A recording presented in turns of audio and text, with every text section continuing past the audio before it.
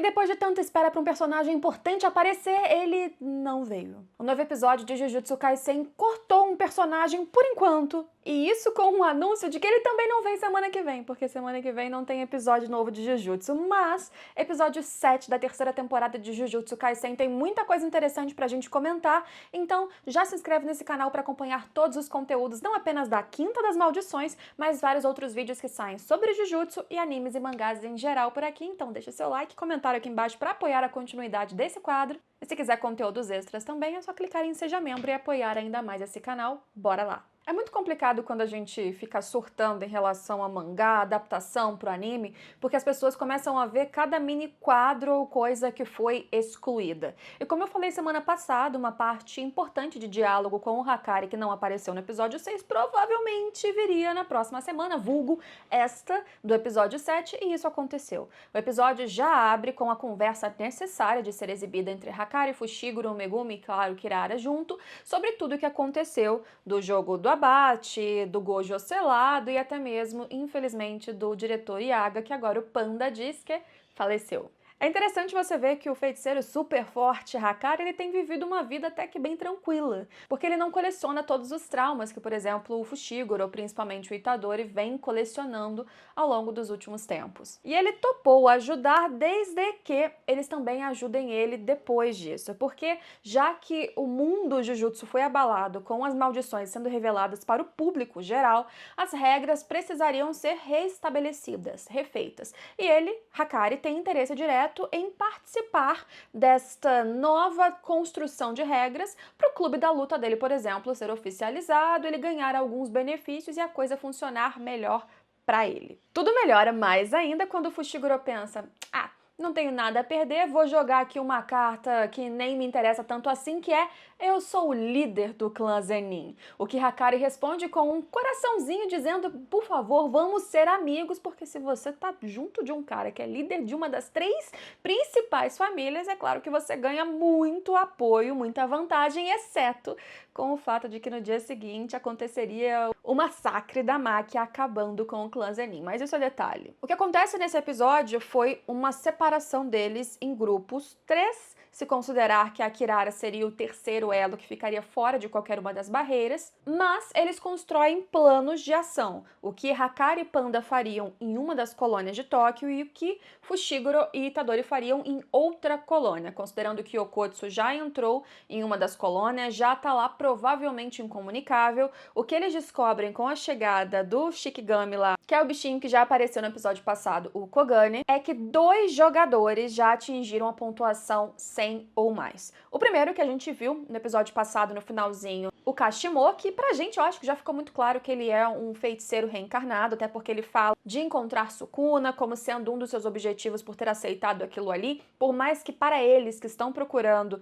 este feiticeiro, eles não saibam que é um dos antigos que fez um pacto com Kenjaku, aqui a gente sabe, eu imagino que para o espectador isso tá bem claro, não é nenhum spoiler, mas tem uma outra pessoa que aparece ali com um pouquinho mais de 100 pontos e que ainda não adicionou qualquer regra. Higuruma Hiromi é citado como um desses que também já fez uma limpa e está se destacando no jogo da migração à extinção. Eles não sabem se este cara, ele é um dos feiticeiros também reencarnados com o apoio do Kenjaku através de um objeto amaldiçoado, não sei o que. Eles não fazem ideia. Ele pode ser um dos que foi marcado, por exemplo, mas seja lá qual for a sua origem, porque ele faz parte do jogo, se ele é ruim, se ele é bom, se ele é neutro, ele é alguém forte. E a intenção deles é chegar nessas pessoas que já têm uma pontuação mais alta, para que eles não precisem exterminar uma galera para eles mesmos fazerem uma criação de uma nova regra. Se você achar uma outra pessoa e forçar ela a criar uma regra conveniente para o plano de vocês, perfeito, melhor dos cenários e inclusive mais rápido. Mas quem é este Higuruma que tem mais de 100 pontos? Então, pois é, ele foi apresentado diretamente no capítulo 159, que viria em seguida a este diálogo e separação da galera em 2 grupos. E isso é algo que decepcionou muitas pessoas que estavam na expectativa ou na certeza que essa era a semana que Higuruma iria aparecer. Não apareceu. Ele foi colocado como um mistério para um próximo episódio e, sinceramente, se a gente considerar que talvez a pausa da semana que vem já fosse programada ou prevista, é até compreensível, até mesmo sem pensar nessa pausa, que eles tenham construído um roteiro para apresentar este personagem a partir do começo de um próximo episódio, por exemplo. E eu nem acho que isso vai acontecer exatamente, porque a gente termina o episódio com uma situação caótica sendo construída e um conflito dentro da colônia em que estão o Fushiguro e o Itadori. Eu acho que eles vão enrolar um pouquinho mais para apresentar esse feiticeiro poderosão. Ele é o cara que eles estão procurando. Não só isso, imagina, se eles não encontrarão esse cara logo agora, porque o anime vai te dar um spoiler do que vai acontecer. Pro mangá faz sentido, você tem lançamentos de poucas páginas, o relacionamento com a história ele acaba sendo diferente num ritmo distinto da animação. No anime, eu acho que manter esse mistério faz mais sentido. Não acho um problema, eu acho que isso é, de novo, aquela questão de adaptar. E adaptar é você não apenas mudar um pouquinho ângulos, enquadramentos, um diálogo, às vezes cortar uma coisa aqui, esticar outra ali, mas mudar a ordem de fatos também. E até agora, pra mim, tem funcionado. Mas se você ficou decepcionado pela não aparição desse cara, calma, ele vem aí, ele vem logo aí. Só que a galera precisa lidar com alguns fatos antes, não é mesmo? Itadori, como já tinha ficado um pouquinho implícito no episódio passado, ele já é um jogador porque o feiticeiro dentro dele, Sukuna, ele já fez esse pacto há uns 1000 anos com o Kenjaku. Ficou um pouco esquisito o detalhe de que o Itadori ele não foi forçado a consumir o objeto amaldiçoado do cara que fez o pacto, então por que ele foi forçado a já entrar no jogo? Mas eles deixaram esta conclusão, esse entendimento para outro momento. O fato é que agora Megumi, Panda e Hakari precisam aceitar entrar em um jogo. Panda e Hakari foram para Tóquio 1, a colônia em que eles encontrariam, então, primeiro, o feiticeiro que provavelmente era o mais forte até então, segundo a pontuação, que é o Kashimoya, e o Hakari falou, se é um cara dos mais fortes, então o cara mais forte aqui entre a gente tem que ir atrás dele, então eu. E eu vou junto com o Panda, porque o Panda tem um bom faro, e aí ele vai atrás desse tal anjo, que não tá se chamando anjo na lista de jogadores, o nome deve ser do cara que ele incorporou, não é mesmo? Porque ele é o tal que pode ter a chave, a forma de abrir o Gokumon Kyo, que é o selo que tá prendendo o Gojo. Itadori e Megumi então seguiriam juntos para Tóquio 2, atrás desse outro feiticeiro que a gente ainda não viu, o que não agrada tanto o Itadori, porque ele fica o tempo todo com um negócio na mente dele de que o Sukuna quer alguma coisa com o Megumi. Então ele ficando perto do Megumi, se o Sukuna tomar conta, vai que um desastre acontece. Só que como eles estão lidando com a emergência das coisas, e os outros dois parecem que precisam muito seguir para a colônia X juntos, então o Megumi fala, não vamos atrapalhar o plano de todo mundo por causa disso, fica quieto, a gente segue em frente. Se isso será um problema depois, é algo que a história vai alongando, arrastando pra gente ver em seguida. Das regras que eles querem adicionar, eu acho que é importante a gente pensar nisso também, eles pensam em colocar uma regra, primeiramente, que pode permitir a troca de pontos entre os jogadores, assim você tira aquela chance da galera morrer, inclusive, ou principalmente a irmã do Fushiguro, por não ter conseguido pontuação no total de 19 dias, lembrando que eles estão há 7 dias e 12 horas, se não me engano, é isso mesmo? Sim, é isso mesmo, desse prazo acabar, então se eles fazem esse intercâmbio de pontos, a pontuação dos jogadores muda, então eles cumprem a regra e ninguém morre. Ninguém também é forçado a entrar no jogo por causa dessa regra anterior. A segunda possibilidade que o Fushiguro pensou é uma regra que permite que as pessoas tenham uma pontuação mínima para saírem do jogo. Só que como isso teoricamente iria contra uma das regras fundamentais de que o jogo não pode ser encerrado com uma regra, eles colocaram uma possibilidade de que uma condição seja adicionada a essa suposta nova regra que eles querem colocar também. Por exemplo, para você sair, você precisa de uma quantidade X de pontos e você não vai simplesmente sair do jogo, você vai trocar com uma outra pessoa que não fazia parte e ela vai tomar o seu lugar. Então o jogo não fica defasado, a coisa continua, mas você tem a possibilidade de sair. Seria uma forma de tirar, por exemplo, a irmã do Fushiguro, sem que ela seja obrigada a ficar naquele jogo trocando de ponto com os outros eternamente. Mas, antes disso, eles precisam destes 100 pontos, pelo menos, para conseguir fazer uma regra nova. Seja através deste cara que eles estão procurando, ou eles mesmos somando 100 pontos ou mais. A gente não vê muito do que acontece ou nada do que acontece com o Panda e Hakai. Os dois aceitam ser jogadores, entram na barreira e a gente acompanha no resto do episódio o que acontece com Megumi e Itadori em Tóquio 2. Antes da gente falar sobre isso, tem um momento que também passa assim, quase como uma transição, mas eu acho importante, eu acho emblemático, especialmente por causa de uma fala que é demonstrar o que a galera que não era feiticeiro, as pessoas comuns, como elas tinham a possibilidade de sair destas colônias e não participar do jogo. Elas tiveram, pelo visto, um sonho ou um pesadelo, uma mistura entre realidade e sonho com o Kenjaku ali na figura do Geto, e ele falou com essas pessoas sobre o jogo, sobre como funcionava e como elas tinham essa única possibilidade de acordar fora da barreira, e aí, não entrando mais em qualquer uma das barreiras, eles não precisariam participar deste jogo que está acontecendo. E a gente vê ele conversando especificamente com uma amiga do Itadori. Sasaki, ela tem o sonho com o Kenjaku, ela fala algo que eu claramente pensaria com sono, com alguém dizendo que eu tava no meio de uma batalha caótica que iria começar, que é, por que você não pode fazer isso um pouquinho mais longe do meu bairro, me deixar aqui dormindo tranquila? Mas não dava. Então ela dá a mãozinha para Kenjaku e eles vão em direção à saída dessa colônia, onde ela acorda depois, não antes de ele falar quase como um cara fofo, né? A gente vê Kenjaku assim, nossa, parece que ele é um fofinho, um querido, né? Não tendo criado esse jogo terrível para as pessoas se matarem, mas tudo bem. Ele vira para Sasaki e fala, já ia me esquecendo, obrigada por ter sido uma amiga para o meu filho.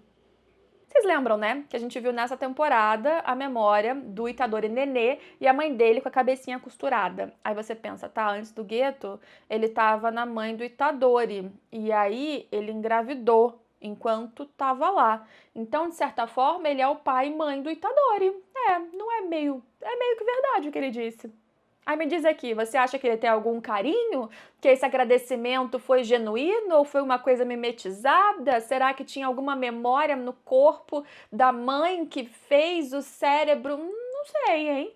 Deixa aqui embaixo quais são as suas impressões sobre esta fala solta, porque tem um destaque importante para ela e porque Kenjaku também é essa figura misteriosa. Eu acho que isso só adiciona temperinhos nas suas intenções. Bem, voltando então. Quando Itadori e Megumi entram na barreira de Tóquio 2, Megumi aceita ser um jogador e eles já começam com seus planos, e o Megumi fala, não, porque a gente tem que focar nos feiticeiros reencarnados, porque essa galera tá ali vivendo, quer dizer, viveu há muitos anos atrás e séculos atrás os valores eram outros, e eles são feiticeiros, matar e morrer pra eles é simples, então esses são os caras perigosos e plá, eles entram separados. A partir do momento que eles entram na barreira, tem uma regra não dita, não revelada para todos os jogadores, que é eles caem aleatoriamente ao longo de, nesse caso deles, 9 pontos dentro da barreira. Então cada um caiu no lugar.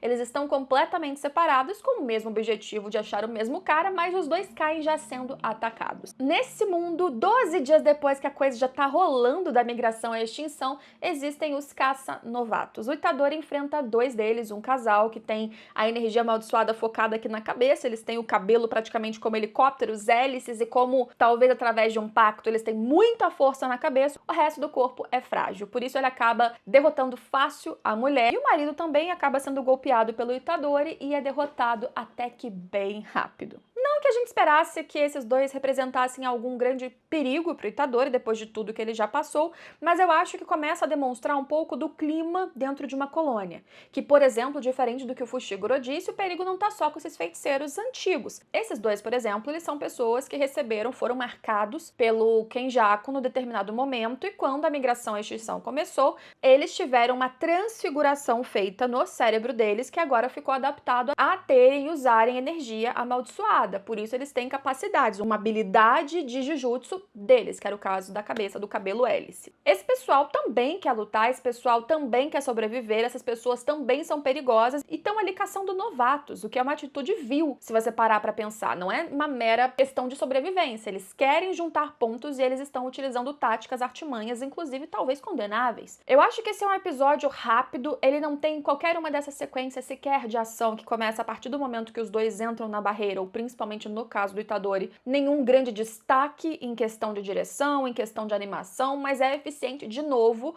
com tudo que a gente tem acompanhado até então na terceira temporada, e eu acho que, mesmo com um pouquinho de ação, é o típico episódio de transição para uma coisa maior. É a primeira vez que a gente entra dentro de uma colônia e vê isso acontecendo, o jogo da migração à extinção, como que ele funciona e como as pessoas se comportam ali dentro. Fora isso, você tá o tempo todo pensando quem é confiável ou não. Tem pessoas que claramente vão atacar, como esse casal, mas e aqueles que dão informações que você não sabe se são verdadeiras. Em seguida, ao Itadori derrotar o casal, aparece um garoto chamado Rin Amai, ou Amairin, que ele reconhece o Itadori mesmo quando ele tá caindo do céu, porque esse garoto era da mesma cidade do Itadori, conhecia a fama dele como um desportista super nato que a gente conheceu na primeira temporada. O Itadori era chamado do tigre da escola oeste, apelido que ele acha besta, mas que ainda o coloca como alguém conhecido, para este garoto que era o estagiário do casal helicóptero. E esse garoto fala, olha, eu conheço esse Higuruma, eu posso levar você até ele. O Itadori vai seguindo, extraindo informações, mas tanto ele como o Fushiguro em outro canto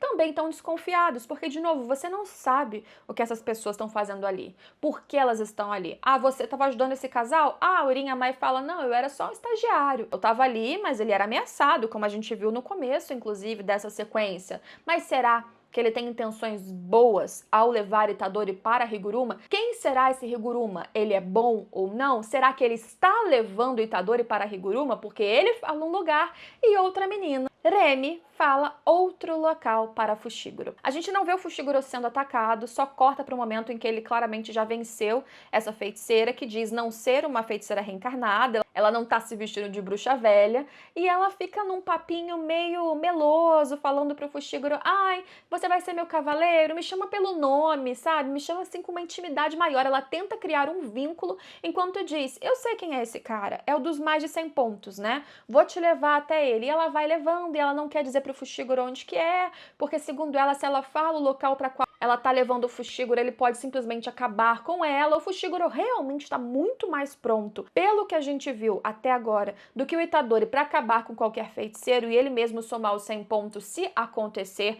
de precisar enfrentar alguém. Então ele tá o tempo todo alerta, até mesmo com essa mulher. E no final do episódio, o que a gente tem é, inclusive, uma divisão literal na tela, mostrando dois paralelos, Itadori com o Amai e Fushiguro com o Aremi, e os dois indo para locais diferentes. Remy fala que o Higuruma está em Shinjuku e o Amai fala que ele está em Ikebukuro. São dois distritos diferentes no Japão, não são exatamente lateralizados um do lado do outro, então não é como se eles estivessem falando de duas esquinas opostas, são locais bem distintos. Só tem duas possibilidades, ou os dois estão mentindo ou um deles está. Isso cria um conflito para a próxima semana, não para a próxima, para daqui a 2 semanas, porque alguém está em perigo, ou alguém está sendo direcionado para um perigo. Se não os dois, pelo menos um deles está caindo numa armadilha. Não que a gente não esteja percebendo que ambos estão alertas, porque o Fushiguro está claramente alerta, o Itadori também. Mas sem ter qualquer outra dica ou possibilidade de como encontrar Higuruma ou um ao outro,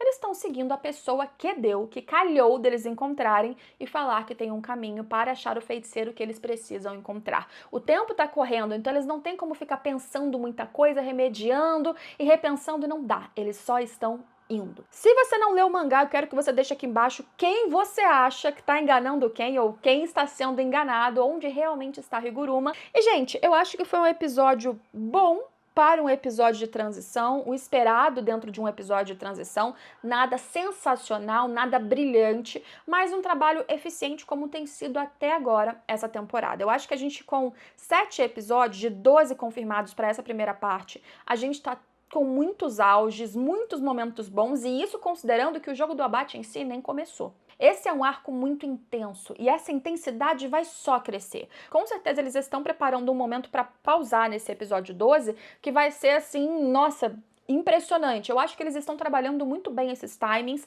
até no caso de um episódio como esse, que eles tiram um personagem interessante para apresentar depois, num momento mais conveniente, que faça mais sentido, e deixem este episódio aqui como um todo apenas como uma transição, apenas como uma apresentação das colônias, para terminar exatamente nesse ponto em que eles estão atrás desse cara, que você ainda não sabe quem é, como é, qual o rosto que ele faz, e aí não saber sequer quem tá no caminho certo ou quem tá errado. Parece bobagem, mas eu acho que eles estão justamente mexendo nesse roteiro para fazer mais sentido, para que você não tenha muita informação solta num episódio e no outro você precise relembrar ou as pessoas fiquem ainda mais confusas porque, poxa, isso aí foi falado há 2 semanas atrás e agora esse cara apareceu. Consolida, junta depois, apresenta num momento mais conveniente. Para mim isso não é defeito, por mais que possa decepcionar algumas pessoas. Eu acho que faz parte também, mas defeito por si só não é. Tenho falado aqui no canal muito sobre a temporada, fiz um vídeo separado só para falar sobre escolhas de direção, das cenas que foram mais elogiadas e mais criticadas e por que eu acho que essas escolhas têm sido feitas, inclusive para mudar a percepção em relação às páginas do mangá. Espero que vocês gostem da Quinta das Maldições, que continuem voltando aqui, apoiem esse vídeo e vejam os outros derivados de Jujutsu e de outros animes e mangás aqui também. E quero muito contar não só com seu apoio neste vídeo, mas o seu like, compartilhamento e comentário aqui embaixo. Qualquer comentário ajuda muito, sempre. E eu espero contar com você em todos os próximos vídeos daqui pra frente. A gente se vê por aí. Tchau, tchau!